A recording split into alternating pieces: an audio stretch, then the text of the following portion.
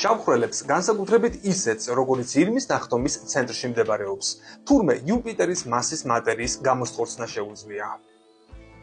მშვილდოსანი A ვარსკვლავთან, ჩვენი galaktikis ზემასიური შავი ხვრელის ახლოს, მასიური ვარსკვლავი მოძრაობს, რომელიც 10,000 წლიანი პერიოდით ძალიან უახლოვდება მას. ხვრელი ვარსკვლავს გაზს ართმევს და გავარვარებული მატერიის გრძელ ჭალბს წარმოქმნის. ნაწილს შთანთქავს, ნაწილს კი კოსმოსში ისვრის.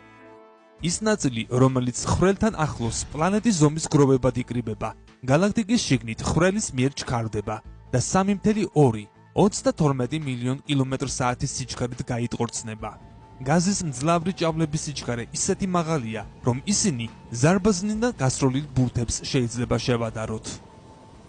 კვლევარები ვარაუდობენ, რომ სიჩქარე, რომლითაც გაზები ხვრელიდან ამოდის, სინათლის სხივის სიჩქარის მეოთხედს უტოლდება.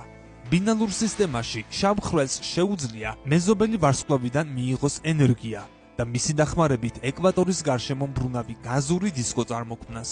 თავის მხრივ, როცა გაზები დისკოდან ხვრელში გადადის, ხვრელი პასუხად გავარვარებული გაზების ჭავლებს აფრქვევს. დადასტურებით დადგინდა, რომ შავი ხვრელების შესწავლით და მათზე ინტენსიური დაკვირვებებით მეცნიერებს galaktikis წარსულში ჩახედვა შეუძლიათ.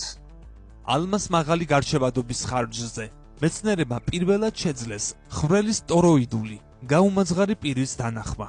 ეს იყო 47 მილიონი სინათლის წლის მანძილზე მდებარე M77-ის ცენტრში. M77 თავის მხრივ შავი ხვრელია, ზემასიური. ტოროიდის ზომა 20 სინათლის წელია. ამ ტოროიდის ასიმეტრიული ფორმა, მაგალითად, M77-ის წარსულში სხვა galaktikasთან შეჯახებაზე მიუთითებს. M77-ის ცენტრში აქტიური ბირთვია.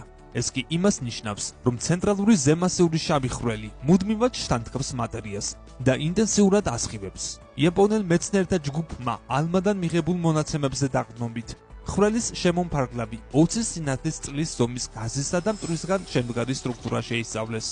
მეცნიერთა თქმით, მნიშვნელოვანი ფაქტორი იყო მიკროტალღური გამოსხივების რეგისტრირება წყალბადის ციანიდისა და ფორმილ იონებისგან, რადგან ეს მოლეკულები მაშინ ანათებენ, როცა მათი სიმკვრივე საკმაო მნიშვნელობას აღწევს, რითაც თვითონ გაზისა და მტვრის დისკოს თვისებების შეფასებაა შესაძლებელი. გამოიწერეთ ჩვენი YouTube არხი. ლინკი ჩაშენებულია მთავარ გვერდზე YouTube-ის სიმბოლო აიკონში.